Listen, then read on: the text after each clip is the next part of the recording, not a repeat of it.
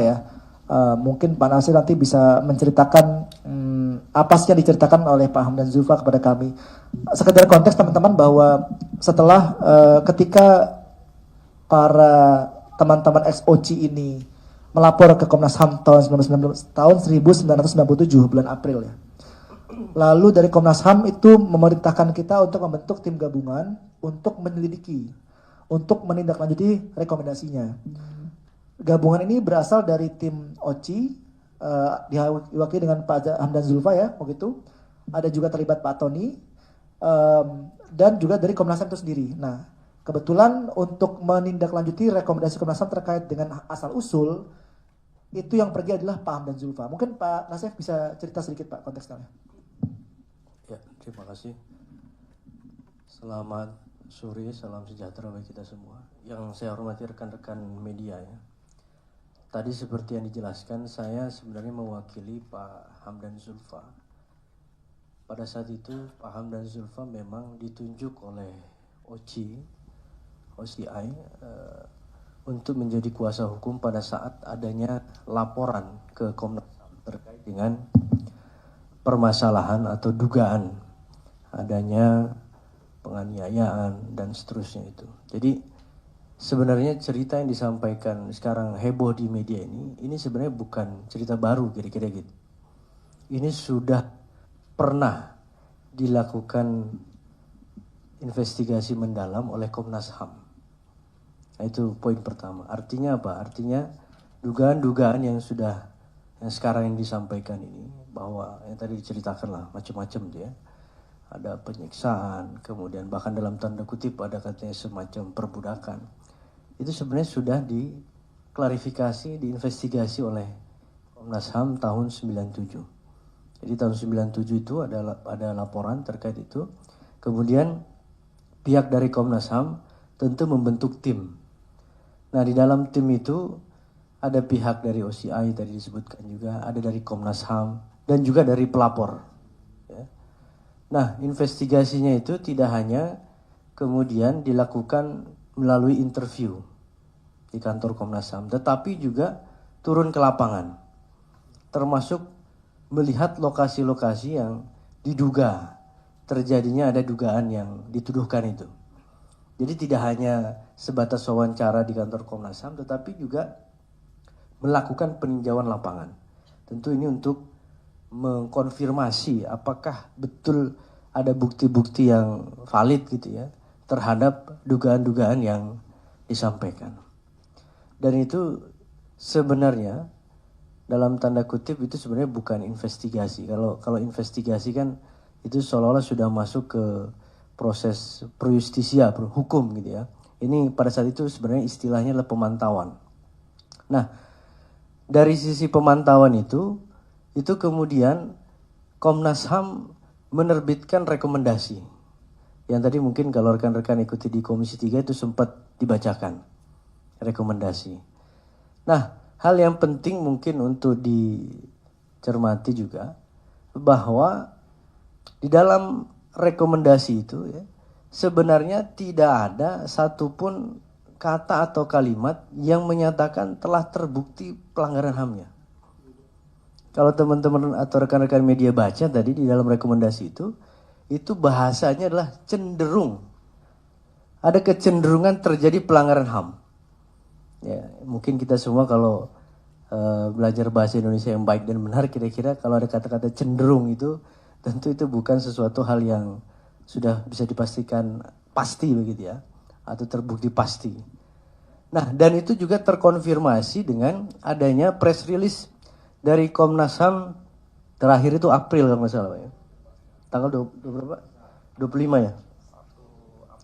April 2025. Di situ bahasanya juga jelas. Ini yang perlu kami pertegas. Bahasanya adalah dia merefer ke laporan dan rekomendasi Komnas HAM tahun 1997. Bahasanya di situ disebutkan dugaan pelanggaran HAM.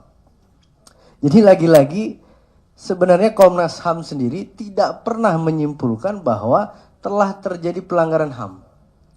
Makanya kalau kita mau merefer ke bukti otentiknya kira-kira gitu ya, ke yang rekomendasi itu yang tadi ditampilkan di Komisi 3 itu kita bisa melihat dengan pasti begitu ya bahwa sebenarnya cerita soal pelanggaran HAM itu sebenarnya tidak ada ya.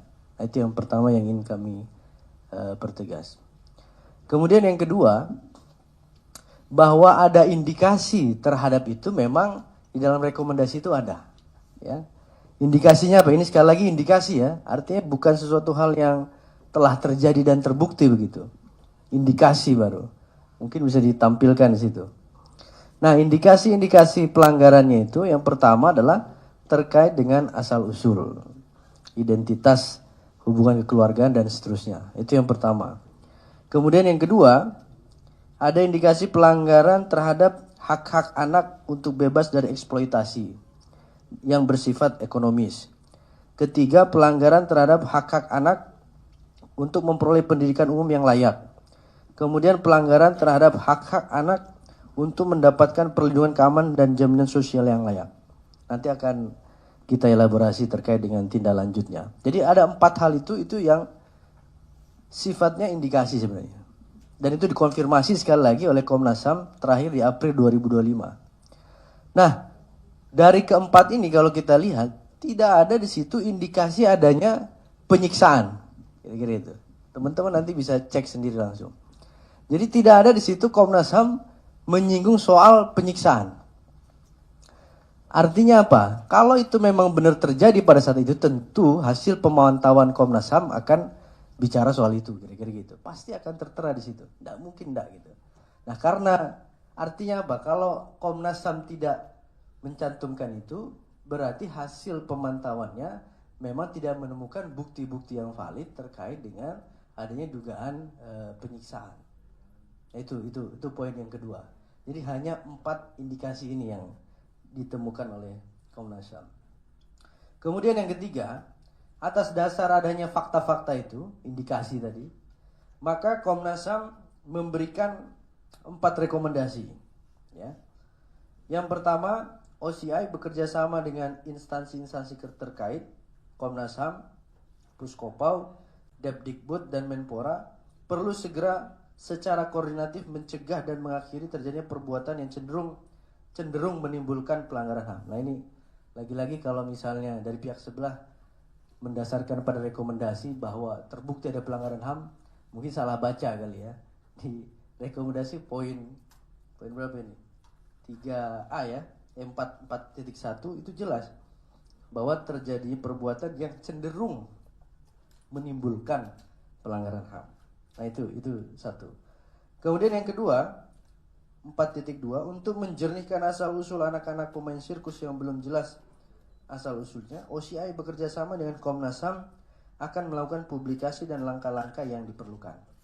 Nah, terkait dengan rekomendasi 4.2 ini, pada saat tidak lama setelah terbitnya rekomendasi ini, memang Komnas HAM beserta ada dari pengawasnya. Jadi nggak hanya Komnas HAM sendiri, ada juga pengawas beserta tim pelapor dan juga tim dari kuasa hukum OCI yang pada saat itu Pak Hamdan Zulfa langsung yang ikut, itu menyisir sejumlah lokasi yang diduga itu tempat asal-usulnya anak-anak pemain sirkus ini.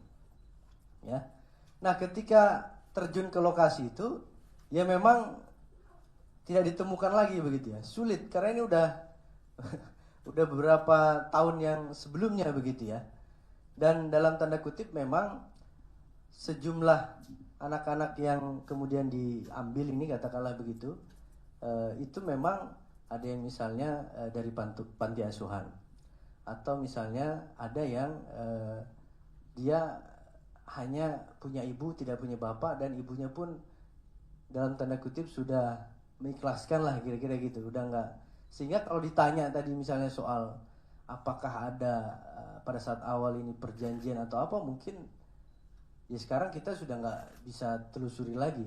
Karena pada saat itu Komnas HAM pun sudah berusaha keras untuk menelusuri ke arah sana, memang sulit. Apalagi sebenarnya pelakunya pada saat itu dalam tanda kutip ya, yang membawa anak-anak itu, merekrut lah kira-kira gitu, itu kan Pak Hadi Manansang ya, almarhum Pak Hadi Manansang. Sehingga yang 3 orang sekarang ini memang nggak tahu menahu gitu loh. Bagaimana kemudian anak-anak itu kemudian bisa sampai ke rumah Pak Hadi kemudian ikut untuk bermain sirkus. Tetapi bukan berarti tidak ada upaya.